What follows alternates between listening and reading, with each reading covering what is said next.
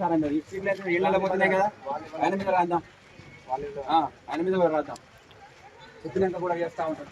అంటే పార్టీ నాకు అవసరం లేదు, వాళ్ళు కూడా ఒక పద్ధతిగా గతంలో కూడా మాజీ లీడర్లు కాబట్టి ఇక్కడ లోకల్ లీడర్లు కాబట్టి నేను ఊరుకుంటున్నా. అర్థమైందా? వాళ్ళ ఆలోచన ప్రకారం ఏమంటానంటే ఇక్కడ లేని వాళ్ళు ఉన్నారు, ఈ లేని వాళ్ళందరూ కూడా వాళ్ళు బతకలేని పరిస్థితుల్లో వాళ్ళు ఉన్నారు సార్, వీళ్ళకి వదిలిపెట్టాను టైం ఇవ్వండి అంటారు. నేను 2 రోజులు టైం ఇస్తాను. 2 రోజుల్లో వాళ్ళు ఖాళీ చేయకపోతే మళ్ళీ మనం కొట్టేస్తాం. అది కూడా ఇల్లీగల్ ఏమనేది మరి రిపోర్ట్ ఉన్నది. ఒక 5 ఇండ్లు తప్ప మిగతా అన్ని ఇల్లీగల్ కట్టిరు ఇక్కడ కంప్లీట్గా. ఇప్పటికి 10 సార్లు కొడుతున్నాం, ప్రతిసారి ఆపుతారు, ప్రతిసారి అబ్స్ట్రక్షన్. ఇక నువ్వేం చేయమంటే సిఏ గారు, నేను ఇక్కడ అబ్స్ట్రక్షన్ చేసే వాళ్ళే ఇక్కడ నుండి చేసిన దాంట్లో నేను బైండ్ ఓవర్ చేస్తా, కేసులు పెడతా. ఆ కేసులు ఇమీడియట్గా వాళ్ళని తీసుకొని పోయి మీరు యాజ్ పర్ రూల్ కేసులు పెట్టండి.